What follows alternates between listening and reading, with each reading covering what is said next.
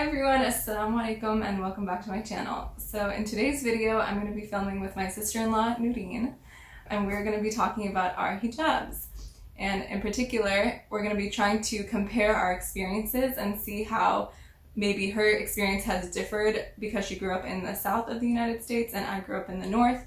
So we're going to see if there's any differences or similarities in the way that people have perceived us growing up. So I'm just going to ask a bunch of questions that I have written down on my computer, and we're both going to take turns answering them. So the first question is, have you ever faced overt discrimination because of your hijab?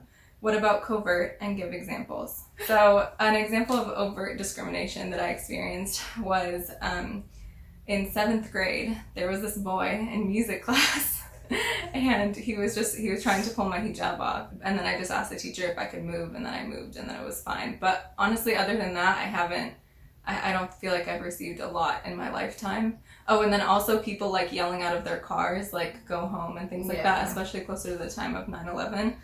That kind of stuff used to happen when I was younger, but I feel like maybe as I've gotten older, it's happened less and less. I also think you pay attention to it less. You give it less energy than when you're younger. Yeah, that's possible. And then an example of covert is like people, I wouldn't necessarily call this discrimination, but I feel like when you stand out in any way, people are going to stare at you often if you're in public. And then also the other day, actually, when Odin and I were at Primark, we were like, there was a long line because people are now spaced out to stand in line. And so we were standing near the line to like look at clothes, and this woman was like, she like said it very loudly and very slowly, and she was like, the end of the line is over there, like as though we didn't understand her. And I was like, yeah, we're looking at clothes. Like, and so the way she says it just implies like, you don't know English, I'm going to like, say it slowly so that you can understand. And I just felt like it was really rude. And then you respond and they're like so surprised that you don't have an accent. And you're like, I was born here too. Yeah, it's my favorite. Yeah, I feel like growing up in the South, I definitely faced a lot of discrimination. And it's interesting that you brought up 7th grade, because I feel like when people ask me this question, I often think back on middle school and elementary school, simply because I think when you're younger, it affects you way more than now. Even though I think I've had way worse things happen to me as an adult, those aren't the ones that affected me the most. It's usually when I was in school and like nobody's really standing up for you and you're like the only person who wears hijab in your school. Yeah, I think for that reason I would choose middle school as well. It was Ramadan and I was fasting. I was wearing hijab. I was always the only person who wore hijab. In elementary, middle school, and high school, one person came along shortly and then they left. And basically, so it was Ramadan, I was outside playing soccer, came inside, I was washing my face just to cool down, and I remember like one of the students pushing my head into the sink and then ripping off my hijab, and then I was on the floor, and then they were like kicking me and they wouldn't stop, and they were calling me all these names, and like I think that like almost, I don't want to say it broke me, but like that was like really traumatic, because it wasn't just like, I've had my hijab pulled off so many times, but like that was just like on a different level. And like when you're fasting, you're already tired, and you have other kids like just watching and not saying anything. Some of them are laughing. So I think like that like was the first time I really saw like the cruelty of and the effects that people can have on you. But now looking back on it, I'm like, I never want to be that person. I want to be the person who stands up for people. So I would now call it a character building event, not a traumatic event. I feel like you maybe had more experiences than I did, like based on the way that you describe it.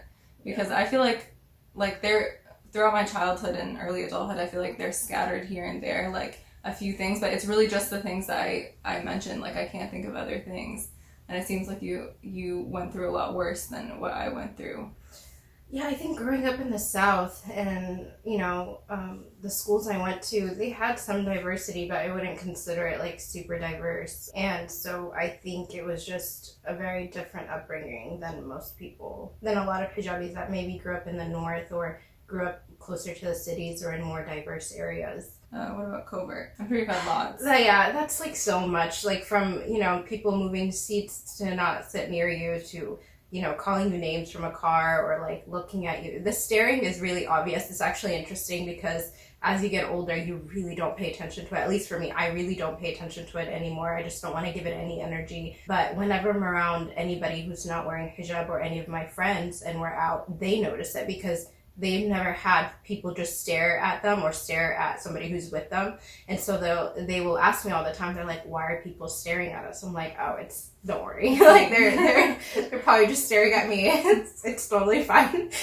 Just smile. And they're just like, no. And then they'll get upset, and I'm just like, it's really fine. Just smile. Like, I'm used to it. Second question, what is the strangest / dumbest question someone has ever asked you about your hijab?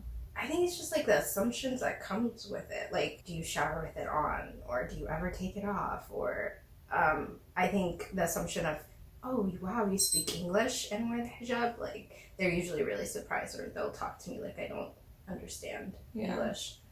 For me, I feel like a lot of the experiences I had were like in middle school, high school.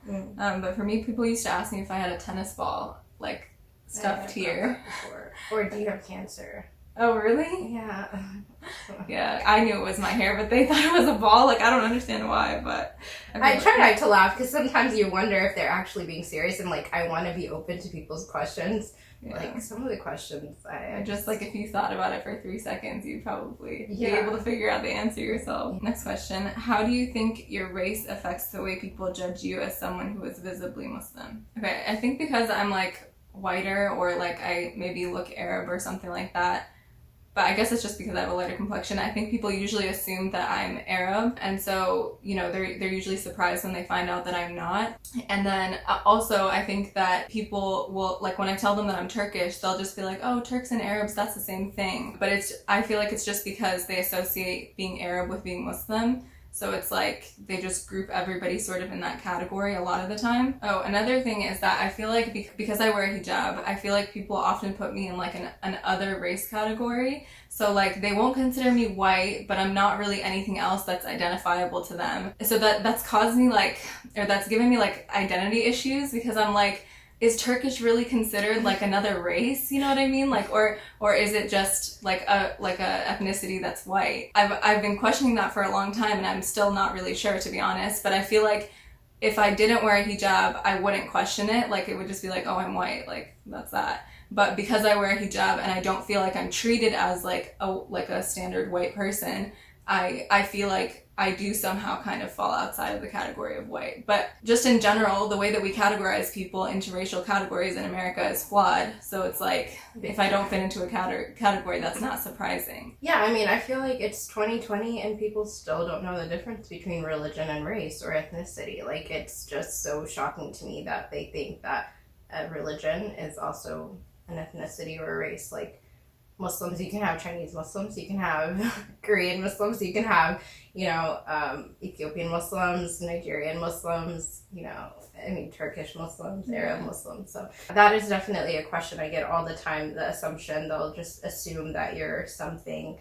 And I feel like your race, when you wear hijab, it's like, if you wear hijab, you're already a minority. And then if you're any shade of brown, now you're another, like, you add on to like another degree of minority, and then we're women, so it's like you add on another degree of minority. So it's just kind of like, sometimes I feel like, okay, I just belong in the group that's like the minorities of the minorities. So, but it really just depends on the day. I feel like different people categorize me as different things. I've gotten everything from like Indian to Arab to I don't even know. Like, sometimes they come up with really interesting guesses. Yeah. So I don't know. And for me, I feel like I come from like a mixed heritage already. So that already like gives me problems when I try to describe, what I am. Do you feel like people treat you differently as somebody who's Black and Muslim as opposed to somebody who's white and Muslim? I feel like when you put on hijab, at least for me, I've never, like, surprisingly, people don't assume that,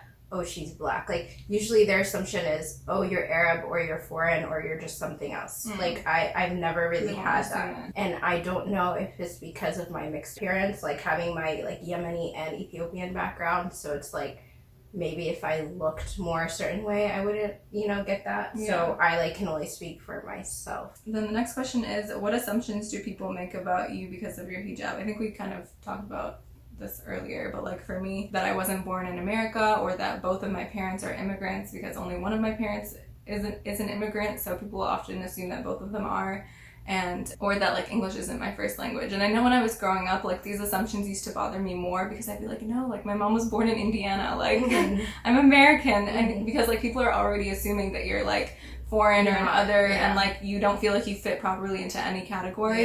And then like for me as well, having like an American mom and a Turkish dad, I was like, no, like I really am, like I'm really not what you think I am. But now it's just like, it is what it is, and I'm happy to be either or both or whatever. So yeah, I mean, it's hard when you go by the identities that people force upon you, you know, versus the identities that you feel like you identify with. Like, we grew up here, we feel American. But when you're constantly growing up and people are telling you, go back to your country, you're not American, or they'll ask you, like, where are you from? And you tell them the city you're from, and they'll be like, but where are you really from? I mean, are you going to ask another American that? Like, no, you're asking me because you're assuming I'm not actually from here, you know? Yeah. So it's like all of these, you know, this conditioning, and it makes you feel like, okay, like it makes you feel like people don't accept you here. And then on the other side, they're like, oh, why aren't you like being more prideful of being American? I'm like, well, you know, I wasn't really accepted for like my whole life. And now I'm like, I grew up here. This is the identity that I identify with the most, you know what I'm saying? So it doesn't matter to me what people try to force upon me. I know what I am, and if you're uncomfortable with that, then that's your problem, not mine. I remember when I was touring a college, this woman asked me where I was from, and what she meant was like, what state are you from? Or like, you know, what city are you from, or whatever. But what I understood was like, what's your background? So like I was like, oh, I'm half Turkish, half American. And she's like,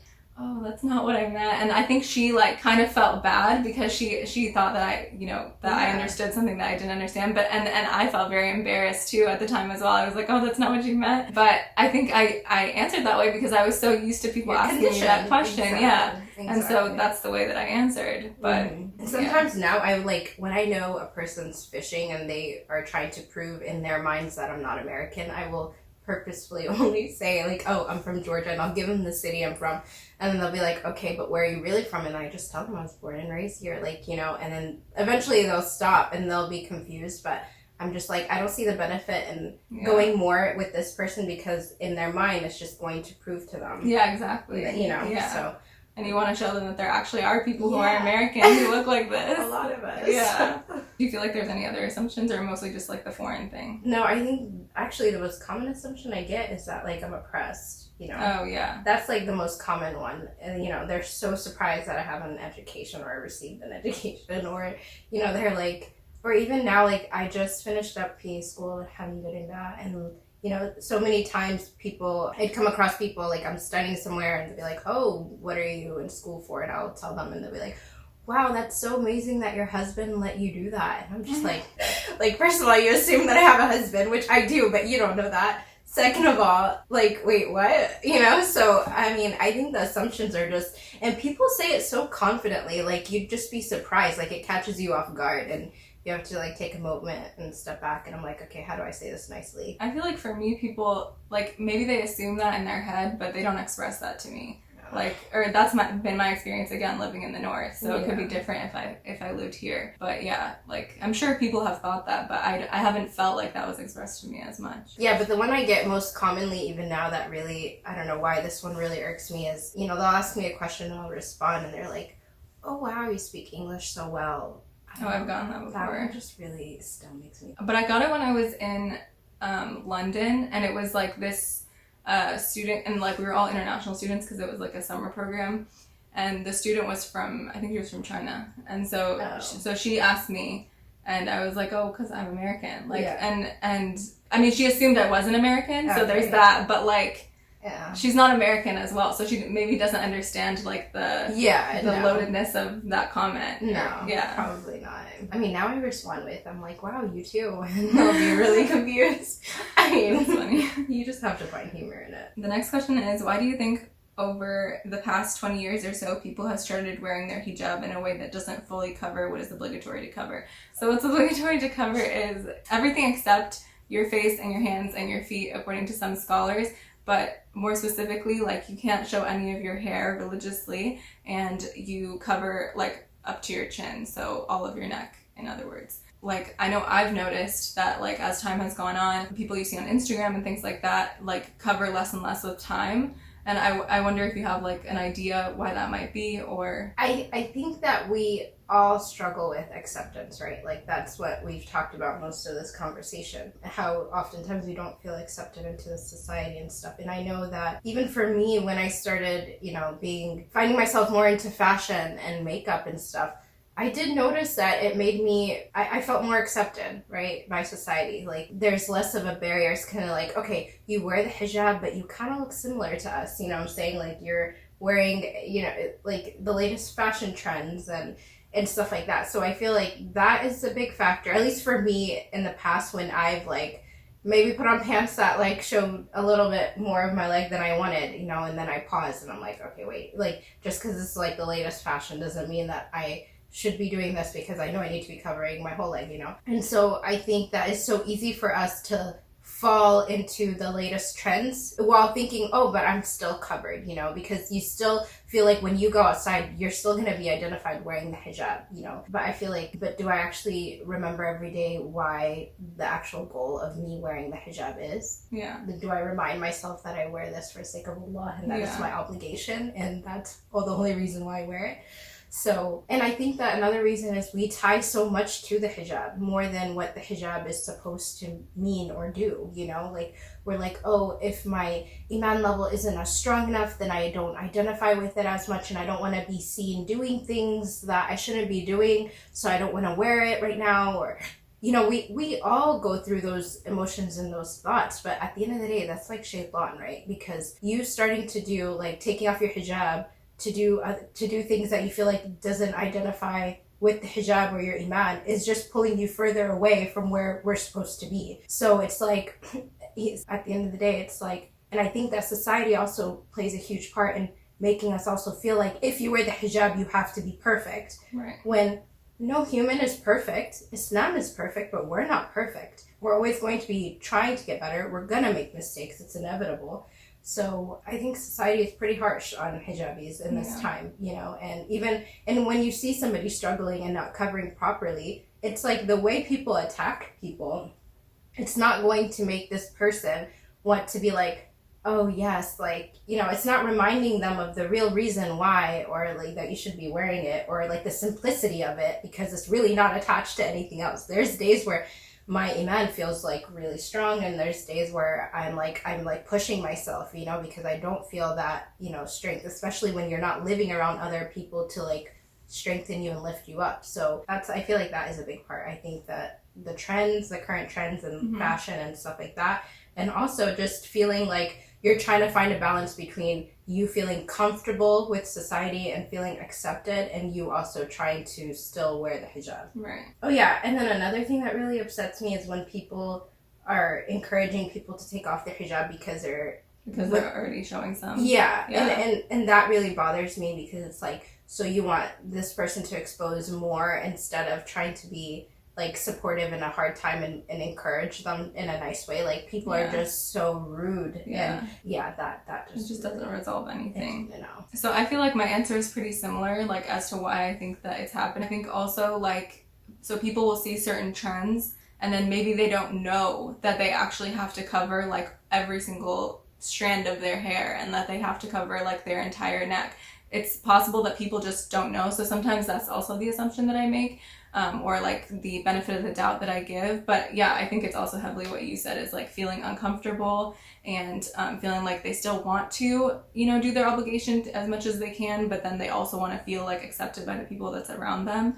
And it's like they just kind of, a lot of people feel like they can't win. And when we say they, we mean us too. Yeah. Like, we've fallen in this in the past, so it's not like we understand how easy it is to fall in it. Yeah. You know, like, because it's just like you're surrounded by it, so it's so easy for you to slip. And like, it's taken me a lot, or it would take me somebody who kindly talks to me to make me step back and be like, oh wow, like, okay, like, you know, and just try to be better. And that's the whole point. Like, that's the process, you know.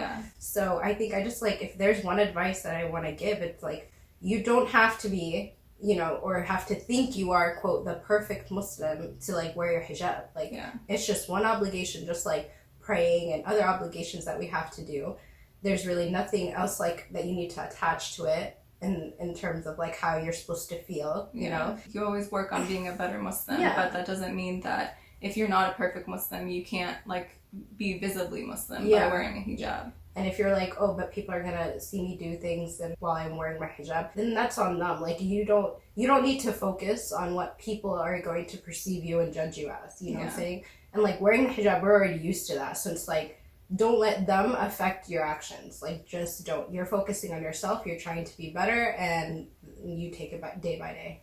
Okay, next question. We have both lived in the North and the South. You much longer in the North than I have lived in the South. I think last summer I was here for a couple of months. I lived in the North for 2.5 years. Yeah. So do we feel like we are treated differently as someone who is visibly Muslim in the North versus the South? Growing up in the South, yes, you face a lot of discrimination. But for some reason, I thought that the North wouldn't have much discrimination. And I was actually surprised by how much discrimination it had, you know. And I moved to Philly, which is like super diverse, you know. So, but it was a different type. Like here, people are so straightforward. Yeah. They're not afraid to talk about like things that people would never say to your face. Yeah, when you're in the North. Which, I don't know, sometimes I feel like at least it's like out there, you know, but up there it's like a different type that made me more uncomfortable, because it's like they don't want to come out and straight up say it, but they're obviously treating you in a much different way. That's the main difference I felt, is that like when you're here, it's like people in the South, they don't see religion as a topic to not like cross over into. They're fine like asking you questions very directly about your religion and about your hijab and things like that. Whereas in the North, people are not like that. They will avoid the subject at all costs. Like a lot of the time, maybe if you get close to them or if you're like a friend of them, then they might start asking questions. But if you don't know that person, they're not going to ask you questions. And I remember here, I went to the dentist once. And like the woman who I was seeing, she was nice and well-intentioned, but she was asking me so many questions. I'm trying to remember. I think it was about my hijab and about my religion in general. And some of the questions she asked were just like I remember one of the questions that was so funny to me. She's like, is every guy who's Muslim named Muhammad? And I was like, no, because I think she was asking like, I don't think I ever got that question. And it was just funny to me, but it, like that experience illustrated to me like a major cultural difference, because if I was at the dentist in, you know, Massachusetts, where I'm from, I would have never received that many questions about like, you know, that kind of a topic, because it's considered something personal, like, and it's not spoken about in like a public sphere. That was the main difference. And then also like when I was applying to babysitting jobs down here, I felt like it was like I wasn't sure if it was harder for me to find a job because I was wearing a hijab, but I like questioned it, where I felt like maybe like if I was doing the same thing in Massachusetts, which I haven't ever done, so I can't really compare, but if I was doing the same thing on like a site with like your picture and stuff like that, I felt like maybe it would have been easier for me to get that job. Job interviews are always stressful, I think. Yeah. And like there's been multiple times where I've been like dismissed from an interview because I was Muslim, or like it's hard, but then you just remind yourself, if it was meant for you, then it's meant for you. I don't know, I feel like overall though, when I was in the North, I really missed coming, like I wanted to come back to the South, because overall people are more nicer here. They're more cordial, people are more friendly in general, but then the discrimination when you face it also is worse. But up north, it's like people are generally not as nice and cordial as down south. And the discrimination is like more covert. Honestly, if I had to choose, I would still choose the South, because like at least overall, it's like a more friendly environment. And if I do face the discrimination, at least it's direct. I know where it's coming from and I can address it. Like the North oftentimes doesn't leave you room to address it. And like that was my biggest problem with it. It's like, I can't come out and address it because you're not straight, like addressing it, and like it just, and then I'm gonna be looked at as like the problematic one, you know. Like I've had several patients, I mean in the South I'll get some patients, you know, and they will just be like, I don't want you to, you know, come near me or help me or treat me or anything, and I'll try and address it, and like oftentimes like it's just a conversation and then we actually move on, which is so interesting to me. You know, you think it's going to be a lot different. You know, sometimes you have to get other people involved or you step back. But up north, it was like, I don't know, it was just a lot harder to deal with. That's interesting. Yeah. I never thought of that. Like, I mean, I think I haven't spent enough time down here to like be able to make those comparisons. But yeah, I mean, it's hard because you feel like you're the crazy person because you're like, is this person being like, you know, discriminatory, or am I just like making this up? And if you do address it, then they might act as though you're the crazy one and like, what are you talking about? I didn't say anything about you, or I didn't like think anything about you, and you're like, what? I could tell what you were doing. Like I remember distinctly, I had one patient who was always so rude, and like my coworkers could tell this person was so rude to me when they would come in, and I would try to like still be very nice, and then one day I was like, can somebody else take this patient, because I just want to see how they are with somebody else. And they were literally so nice. And so then finally, I just kept being nice. Months passed, and I would still be nice when they would come in. And then one day they were just like, why are you so nice and Muslim? Like, let me explain to you. Okay. I was like, well, I'm Muslim and you think I'm nice. Why would you think that I could be nice and Muslim? Like, you know, and they were like, well, I mean, your people do this, and like, I don't understand, because every time I come in, you're always still smiling at me, even though I know I'm not nice to you. And I was like, okay, first of all, thank you, because finally I don't feel like I'm crazy. Yeah. And then, second of all, okay, now I can actually address this. Yeah. You know, so we had like conversations and multiple conversations after that. And then, you know, after like, we actually like created a bond, you know, and this person like was able to change their outlook. And, you know, it was just like a very different relationship. And even when they got like much sicker and had to be admitted, I'd go visit this person and sit with them. And I feel like I have more opportunity to do that in the South, because people are at least more direct. And it's like, if they're not accepting or if they're not willing to talk, then at least I push them to the side and be like, okay, well, I tried, but you're not open to it, so that's not my problem. Or the opposite. But up north, it's like, most of the time you can't do that. Yeah. Okay, and then the last question is, which for me, I kind of feel like we addressed this already, but what is one thing that you would want people to know about wearing hijab, or about people who wear hijab? And for me, it was kind of what you were saying earlier when we were talking about that you don't have to be a perfect Muslim to cover and to wear a hijab. You just have to be like trying, you know what I mean? And if that means that you, like, if you never pray and you never fast and the only thing you do is wear hijab, then it's better that you're wearing the hijab than not praying and not fasting and not wearing a hijab. Yeah. So, like, you don't have to be perfect. You just have to be putting in effort, and that's what matters. Mm-hmm. And doing it with a sincere intention as well. And don't let anyone else make you feel any different. Like, do not let other people like affect you. Like, just don't, because on the day of judgment, they're not going to answer for you. Yeah. You're going to answer for yourself alone. So like, that is my biggest advice. And it really hurts me when I see my fellow hijabis take off their hijab, because people pressure them and constantly are telling them, well, you're doing this and you're doing this and you're not wearing it right, and we see you doing this, and just take it off, take it off, take it off. Like, you read the comments and it's like appalling. It's just like, no, stop. Yeah. So it just makes me so mad, because we create this hostile environment for hijabis within our own communities. Like, hijabis, we already face so much discrimination outside of our own community, that when you are now facing discrimination within your own community as well, it just makes it so much harder for us. So stop. Yeah. Like, be supportive, and that's it. Like, that's it, you know? So I feel very passionate about this. I'm sorry. It just makes me really mad. So to all my hijabis out there struggling like we are, and we have our days too, stay strong. You know, you got this, one day at a time, and like, correct your intention, and inshallah, it'll for sure be worth it on the day of judgment. Yeah. So. Is there anything else you want to say? No. Okay. Other than you're amazing. Aww, so are you. Guys, I'm really happy she's my sister-in-law. You're so cute. Okay, thank you guys so much for watching. Don't forget to like this video if you enjoyed it, and subscribe to my channel if you're not already. And I will hopefully see you guys in next week's video. Assalamu alaikum. Bye. سلام الله على الهادي رسول الله صلى